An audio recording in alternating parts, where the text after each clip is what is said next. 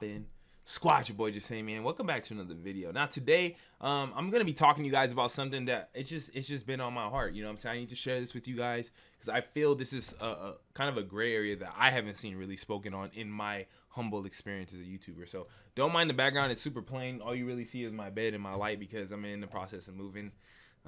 Long story, we'll get into that. But we're gonna talk about the pros and cons of being a gaming YouTuber, and I have to say gaming because all of the type of YouTubers this doesn't apply to. So first things first, I'm not even gonna waste time. Let me get into the pros, right? This is what everybody who wants to be a YouTuber, they want to know. What can I benefit from YouTube? First things first, obviously financially, it can be amazing. It can be life-changing. You can take care of your family. You can be this, that, and the third, rich lifestyle, all that. But that's a high ceiling. It's not something that you just hop into and obviously just take off, right? That's just unrealistic. But at the same time, it's possible. Just like with pretty much anything, it's just you're doing your dream job, which is playing video games for a living.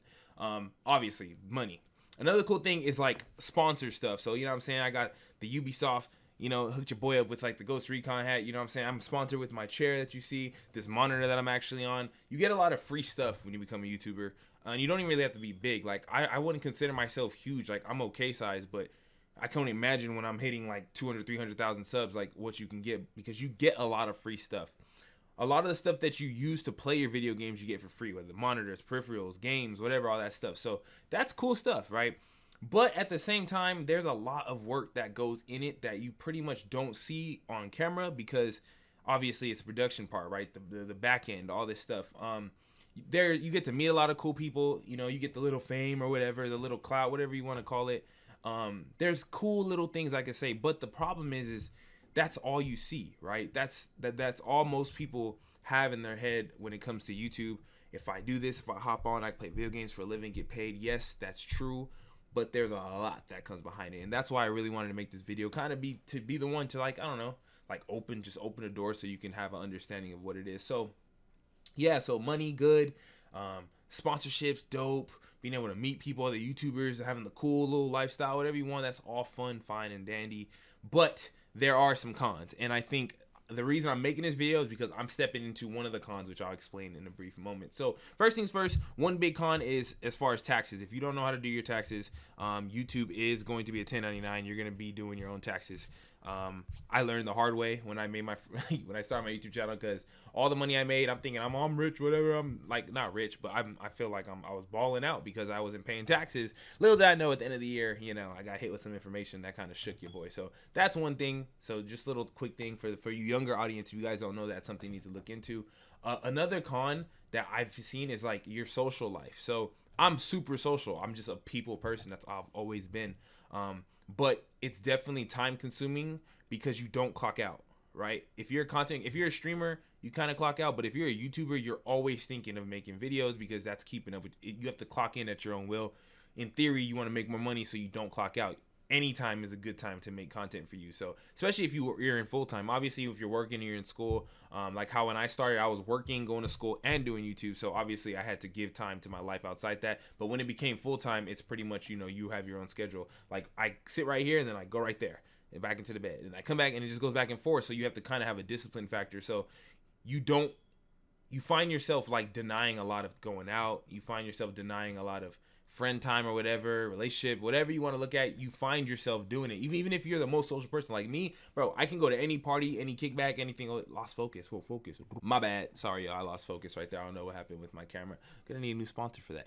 Anyways, just kidding. When it comes to people, I've always been that person. Like I can be in a room with 500 brand new people and make friends with all of them. I'm never socially awkward. It's just I was just born with that.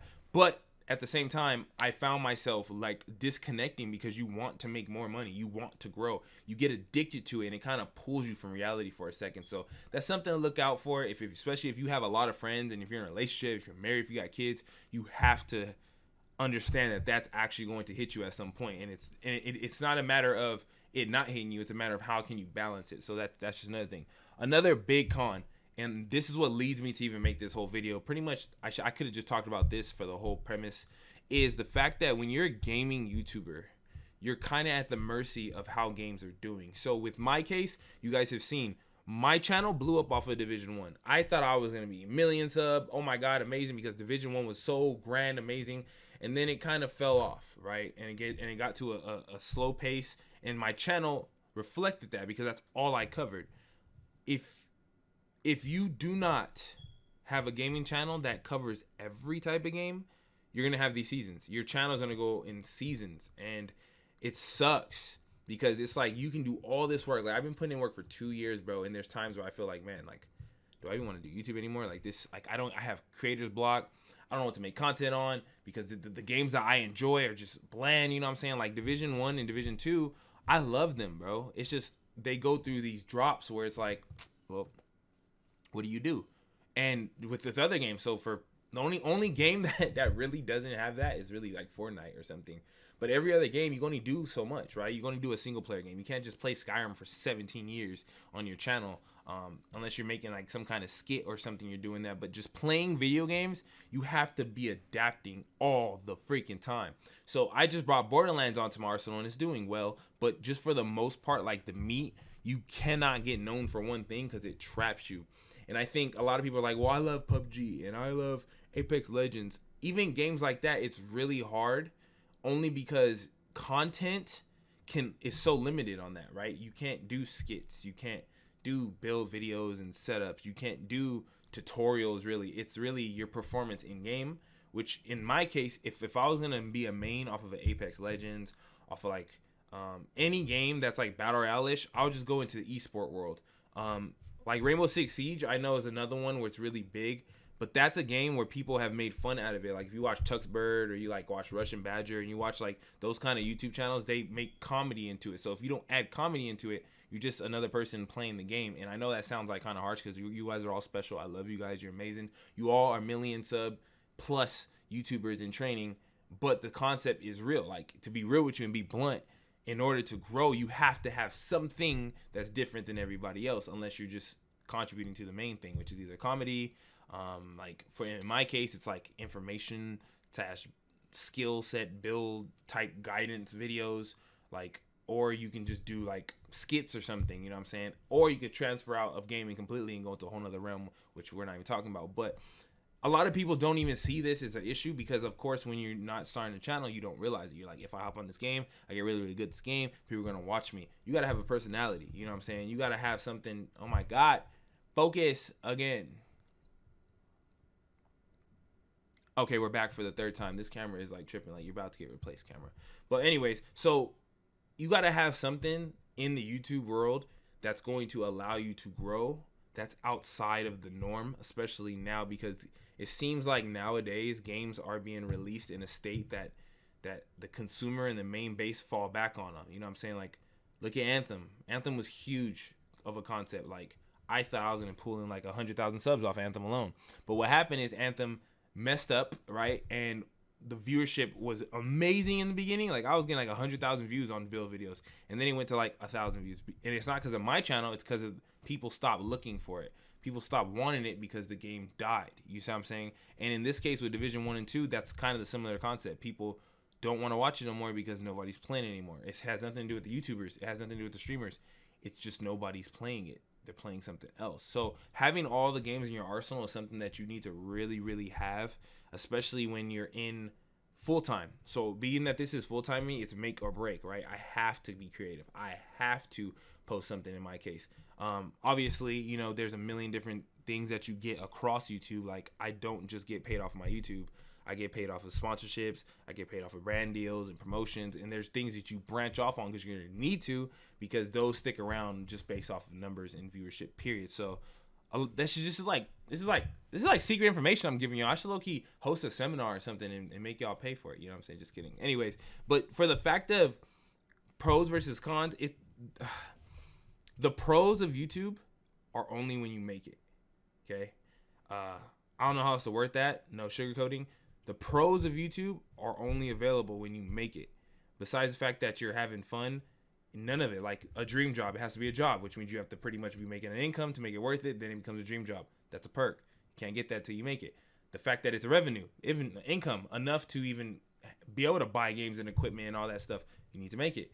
The followers, the fans, all that stuff, you need to make it. All those things you need to make. They're not. It's not like if you go to a regular job and oh, the pros of this job is that this hours are good right here. It's in this job's trash. No, you don't even get to really use the hours of this job as a pro. If anything, it's a con until you start making money, because then you're taking more time away from your rest or from your working out or whatever you got to do. So the cons are there from jump though, because it is hard to start, it is hard to maintain, and it is hard to think ahead. Not saying it's impossible, because you guys all could do it.